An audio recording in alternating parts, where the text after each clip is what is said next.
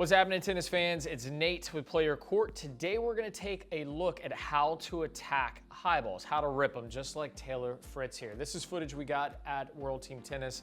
Had an amazing time. Huge shout out to World Team Tennis. Thanks so much for having us.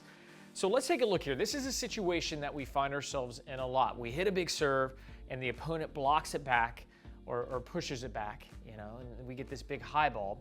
And then we have choices. And so sometimes what happens is that we elect to move away from it and allow this ball to descend. The problem with that is that you end up shaping.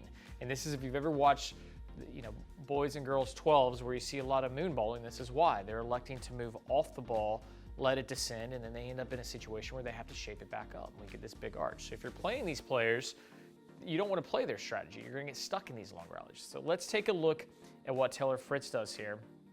And so, first, off the serve, let's look at the recovery. He hits here with his non-dominant foot being the left, and then quickly takes this spring step back.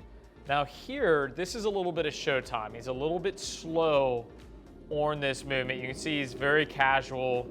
And this is more of a product of the ball just being really high and him having time and him also being really good. I don't suggest that you take this much time. I don't suggest you dropping your hands. Keep the hands up when you see this high ball. Now he makes all the corrections shortly thereafter.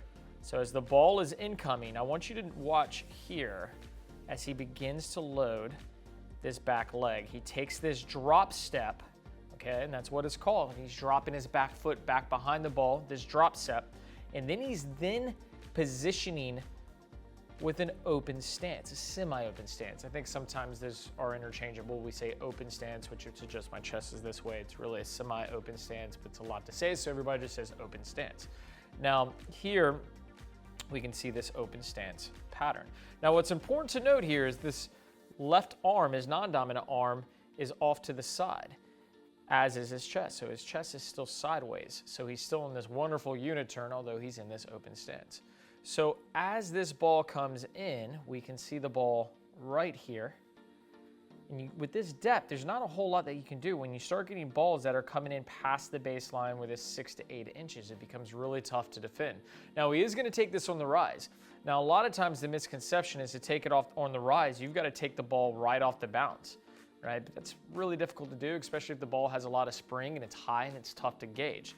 So this is still on the rise because here we can see the ball still ascending. Right there, we can see the ball still going up. All right, so still on the rise. Now, Taylor's gonna let this ball get up pretty high here.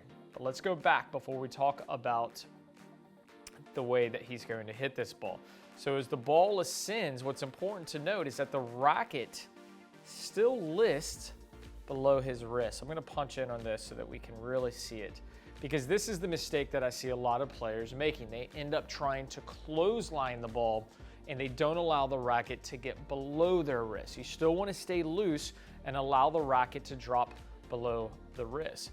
Now the swing path now is going to be relatively linear. He's going to swing out to the court, and this is key. Here we can see him swinging through the court out to his target. A lot of times we think because the ball is up, we need to bring the ball down, and then we start getting on top of the ball. Now, we've talked about hooding in other videos. If you're inside the court and you have an opportunity to be a little bit more down on the ball, that's fine. That's not this situation, because here we can see that Taylor is quite a bit behind the baseline. If he was in the baseline, then you could think about doing something different with the ball. So as he hits through the ball, he's really going through the court, and he's allowing his racket to work linear. And that's important, okay? Now, let's talk about the footwork pattern once again. So he gets his outside leg behind the ball. This is absolutely critical. He shifts his weight back, and then we're gonna get this big explosive movement out to the ball. And what he's actually going to do is work through what we call a switch stance. His weight is going to come around and uncoil, and now he's going to land on the opposite foot, as we see here. All right, so that's the movement. It's almost like this big 180, and this is the movement that we want to work on when we get a high ball. All right, so just to go over it again, he loads out on his outside foot here. As he uncoils, he goes through the ball.